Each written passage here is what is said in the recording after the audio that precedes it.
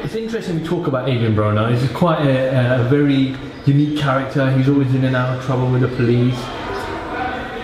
Recently, we've had a lot of issues over the last couple of weeks, a lot of remarks in the newspapers about one Tyson Fury. Okay, yeah. Actually, where do boxers, where's the borderline for boxers to stop talking about things that are irrelevant to their sport and irrelevant to their professionalism?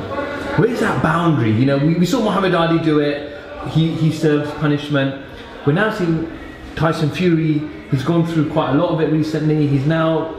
We're hearing from the Fury camp that he's having some psychological and mental issues. He's pulled out of his rescheduled fight with Vladimir Klitschko. Not sure how long he's going to be out for, but where do boxers have that? Where's that borderline? So what, are you saying that boxers shouldn't speak about anything other than boxing? Is that what you were saying? I'm not saying they shouldn't speak. They should be free to say what they want. But sometimes you say stuff that then affects your job role. Yeah.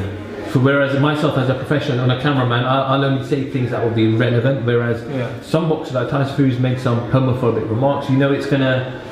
No, but you have to remember at the same time those when he's made those remarks, he's based it on his religion. That in the Bible it says that this is not allowed. So those are his religious beliefs. So he believes that. It's a different world nowadays to what the Bible was back in the day. But the same thing with Ali. When Ali was saying certain things, he was an outcast. Whole America turned against him. So at the same time, you can't try to speak to please anybody. You have to say what you believe is right in your heart. And if people agree, great. And Ali was right. But at that time, because of the time it was, the whole of white America turned against him because of what he was speaking was against their views, against what they saw as right. So at the end of the, I think with Tyson, he's saying that, they're saying he had a mental breakdown or whatever it is. But that's what I'm saying. Boxing is a stressful job. People, fans, reporters don't see what goes on in the background. I've been around like certain conversations like with like top promoters, with all different kinds of guys, and there's a lot that gets said in the background and a lot what goes on in the background what the fans, what reporters don't know of. So I think, like Tyson, it's stressful. It's hard to be the champion of the world or to be up in lights, because everything you say can be taken wrong, and maybe you don't mean to offend anyone, but it's gonna offend. It's gonna offend like someone, which I'm sure he didn't mean to do. Me and him fought on the same card twice when we were British champ. And he was always a nice guy. So at the end of the day, I think we have a hard job. There's a lot of stress that goes with that job, more than just training and going in the boxing ring. And a lot of fans and reporters don't see a lot of the stressful stuff, what goes on in the background. So you have to be very mentally strong, because the boxing business will break you if you're not. It's more than just a sport. For when you're a pro, it's business first, sport comes afterwards. So it's hard. And do you think it's the media have something against him? He's always talked about himself being from an Irish gypsy background, a minority. Do you think the media are just after him for the sake and not giving him dues for winning the world heavyweight title of someone who held it for 11 years?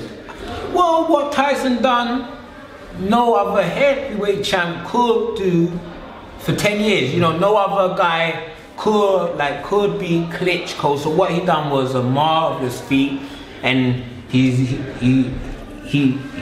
British, so he done it for Britain. He repped Britain, and I find it a shame that the media have turned against him. And that's what the media do though, they like to pick their good guy and their bad guy. Cause you got AJ, he's been in trouble with the law, but they don't mention that, and they just paint him as a good guy. He's doing a great job for boxing, but at the same time he ain't no saint, but he's turned his life around. So at the end of the day, like boxers are humans, and we all make mistakes. And I just think that the media are being a bit harsh on him, like anything he does, and that as well can cause the breakdown where, you know, he feels that everyone's against him. So you know, there's been a lot of rumors he could quit boxing, all of that. I hope he don't, because for me, he adds to the heavyweight division. You know, a lot of folks, they might not like the way he fights, but at the end of the day, he just beat a great champion. You know, and I was looking forward to seeing the rematch, and it would have been great to see him and AJ. And you know, I think it's the heavyweight division is calm, and again, you got these young guys that are calming up. You got Jarrell Miller in America, Deontay Wilder, you got David Hayes still there. So it'd be nice for all these guys to, you know, it's like the 80s again, like before Mike and just after Holmes, where there's everyone just trying to see who is the best again. It's funny though, because today actually there was a tweet by Dan Rafael, and he stated that Tyson Fury has actually failed the drug test in September and tested positive for cocaine. So I'm not sure if this is another media thing to put Tyson under more and more pressure. I'm not sure, but we'll see what comes out from that in the next week or so. Yeah, indeed. Well, you know, it's not a performance in it like enhancing, so I doubt he could be stripped for it. But until it's confirmed, like by like the drug agencies, we really can't take what Dan says as, you know, proof. Absolutely, no. That's just one man. Verifying what Dan was saying. Yeah. Like that ain't the be all and end all. Absolutely. So gotta hear it from the drug testers. Well, hopefully we wish Tyson the best, and hopefully speedy recovery. Hopefully we'll see him back in the ring. But as you said, he sets up some amazing fights next year with the Deontay Wilders and Anthony Joshua and David Hayes. So all good for England.